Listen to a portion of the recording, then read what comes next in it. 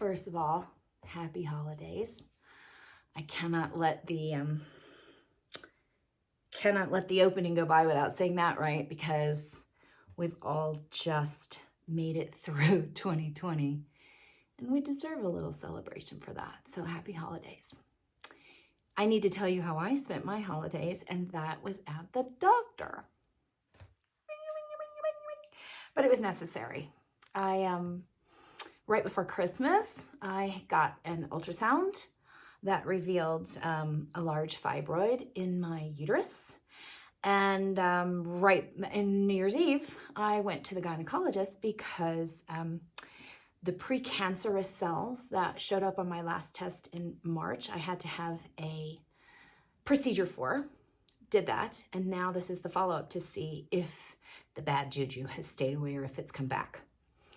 And as you can imagine, these physical challenges and some of the seriousness that surrounds it.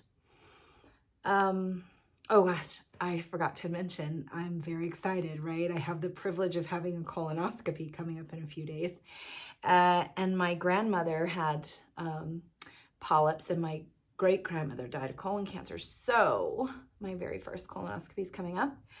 And as I'm saying, right, you get involved in these kinds of things and you start contemplating what could happen.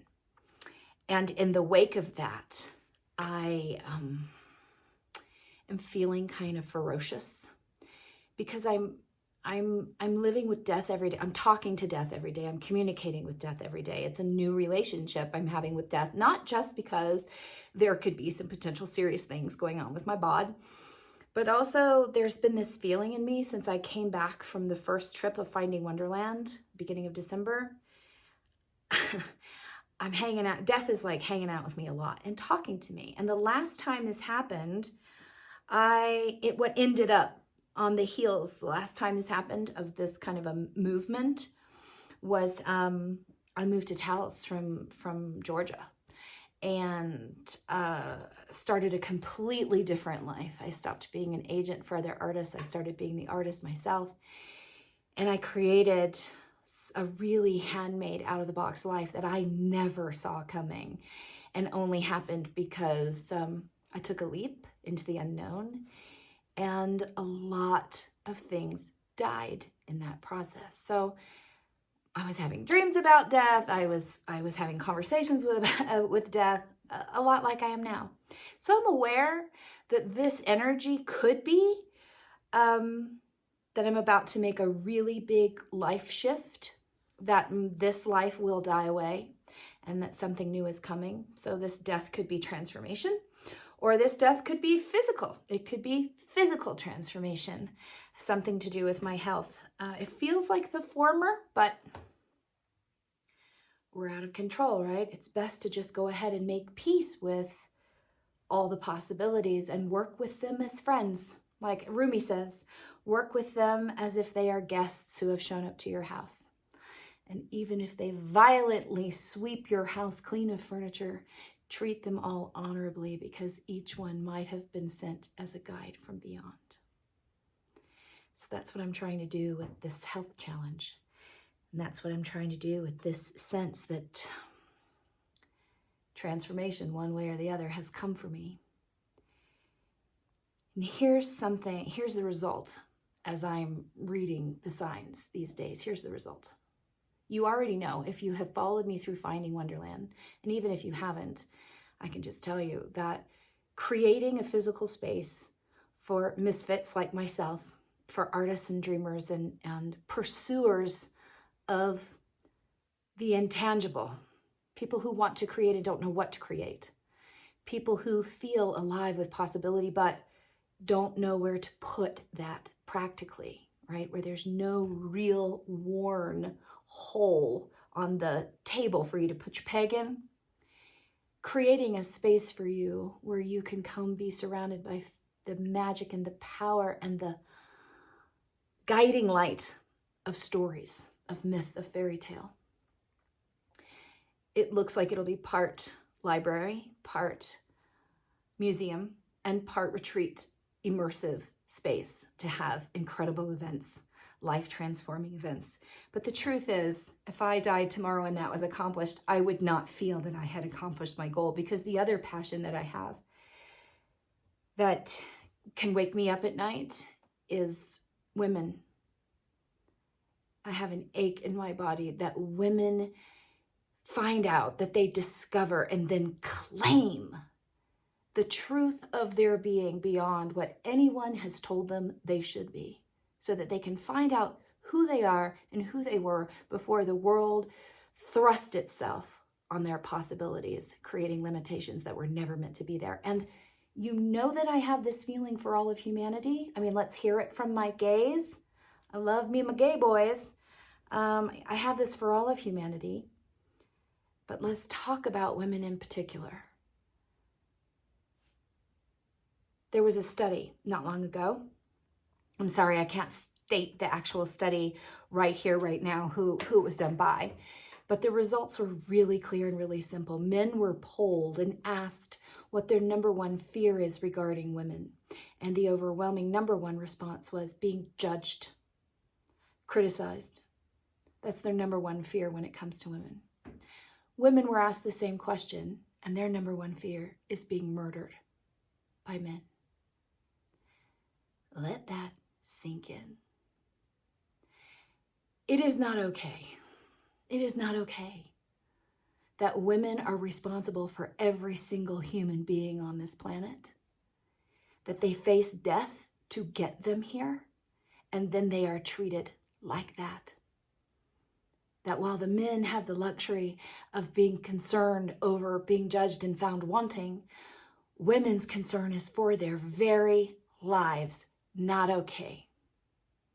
And it's also not okay for me to die without making my contribution to building a place that helps women discover and transform and loosen the shackles that have been pinned against them for millennia, at least to make my contribution, right? It's not going to change overnight, but it can change with you and it can change with me. And we can make a difference. We can leave a legacy different than what our grandmothers and great-grandmothers were given and what they could leave to us. We can leave something powerfully different if we are willing to do the work to discover and claim and reclaim that which was stripped from us before we even really knew what was going on. It's one thing to build a place, right? A place for wonder and stories and fairy tales. This is in my heart so ruby red and palpitating. There's such passion. But when I think about it, how many people can actually come, can actually afford to come? And so I realize in order to make my contribution, I have to make something online. I have to make a space where we can meet, where we can do the work, where we can exchange in circle, conversations, ideas, thoughts, questions that dig the hole much deeper. The hole that can be filled and was always meant to be filled with your original voice and your divine spark. So now I have two places to create. I have the physical one to help you engage your magical child, your sense of play and your creativity. And I have the temple to create online. And I realize now, as I'm kind of staring down death's hallway for whatever that is going to be for me, I realize time is of the essence and I have to begin now. Now, I've been creating a Patreon page since I got back from England. And I've been working on overhauling my website. Soon you're going to have workshops that are available on demand, and you're going to have an academy to attend, and you're going to have some opportunities to support what we're building. But this is bigger than just the functionality of what I can pull off. This is about an energy, and it's about a movement, and it's about a mission. And I know that it's contagious, and so that I know it then involves you. It involves me. It involves all of us who want a better opportunity, a better reality for our daughters and our nieces and our grandkids. We want opportunities that weren't given to us, and it's time to step forward and make them through our own birth canal. This is, if Wonderland, the physical place, lives in my heart, this is what lives in my soul. And it means that I have to change my whole life. So this might be part of facing death. I have to change my whole life because I've been creating my offerings now online through social media and my website and my tours and my meetup groups. I've been doing that now for a decade, but I do it when I can. I do it when it's convenient. I do it when all the work of paying the bills is done. And sometimes if I have the energy, I just go for it. And then if I don't, I don't. Well, this work isn't going to get done unless it becomes my full-time job. Therefore, I have to turn this puppy around, and I have to die to the life of being a designer and paying bills, and I have to leap once again into the unknown and become the priestess of this temple, become the torchbearer of this mission, and call all of you to arms. These arms, not these arms, not bang bang arms.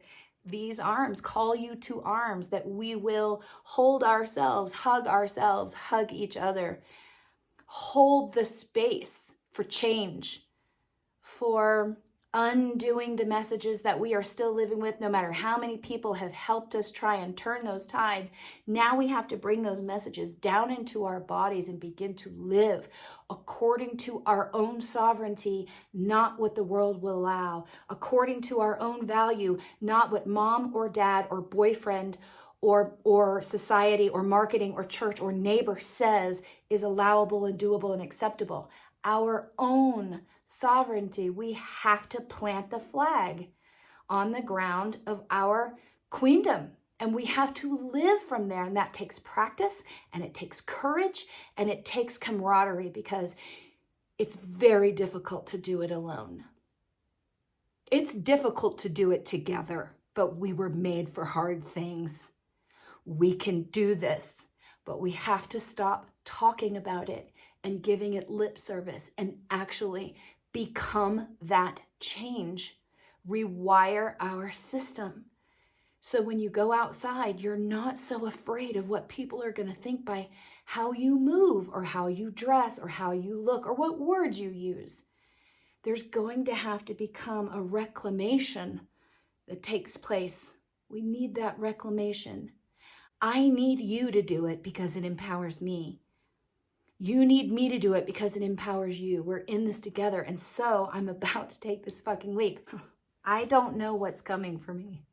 I don't know what I'm about to face, but what I do know is whatever time I have left is full time for you, for this, for our place to gather and share and reclaim, and then to stake our claim on our sovereignty, to build an opportunity to know who we are truly, and to pass that liberty and freedom and permission on to every other woman who's struggling to find her way out of what she was told, all the conflicting messages she was told, to make her good enough, to make her even barely scrape by.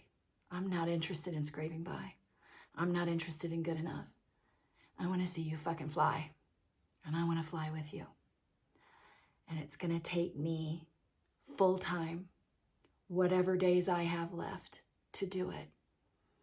And so I am dying. I'm making way. I'm preparing space for dying to this life that I've had, where my offerings, my teaching, my preaching, my inspiration, my messages were part-time, and they were a result of me having the extra time and the extra spark when the real work was done, so that my soul work could start. Now the real work has to become the soul work, and I hope you'll help me forge that space and create the opportunity to do that, to serve.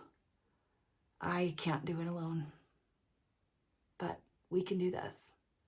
We can do it together. And if you feel something while I'm speaking to you now, if you've followed me and you know you're in, or you don't know who I am, but you feel something as I'm speaking to you, I hope you'll reach out. I hope you'll make yourself known to me, because things are going to change big time in the next few months. And it's going to take a village. I hope you'll be part of it.